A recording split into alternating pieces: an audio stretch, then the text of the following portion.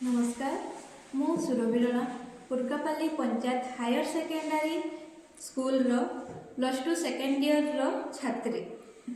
आम विद्यालय रे 2024 मसीह कैरियर काउंसिलिंग कार्यक्रम आरंभ होईछि, जेउथिरे मु लाइफ स्किल सेशन रु time management, decision making, personality development ए सब लाइफ स्किल विषय रे शिखिबाकू पाइली।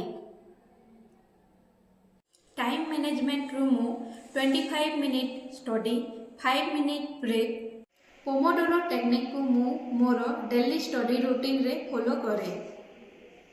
साइकोमेट्रिक असेसमेंट रु मु मोर दक्षता, आग्रह, व्यक्तित्व ए सबु जानी पारिली।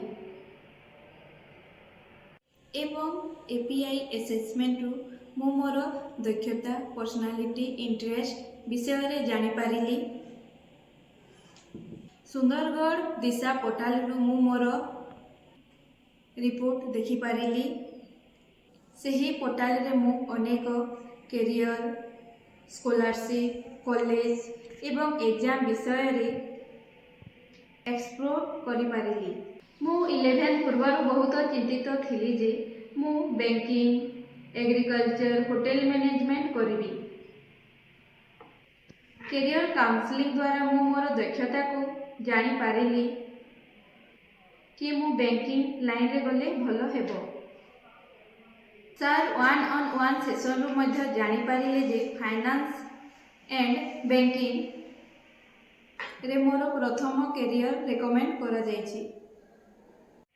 बैंक पीओ हेबाकू मु चाहूँगी, जेउथिके मते ग्रेजुएशन कंप्लीट ता सहित इंग्लिश रीजनिंग रे मते स्ट्रांग हेबाकू पड़िबो।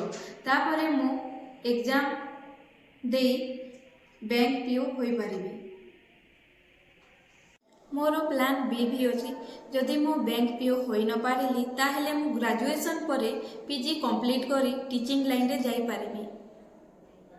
प्लस टू परे जदि मु गवर्नमेंट कॉलेज रे प्लस 3 कली ताहेले विभिन्न स्कॉलरशिप मु पाई परिबी।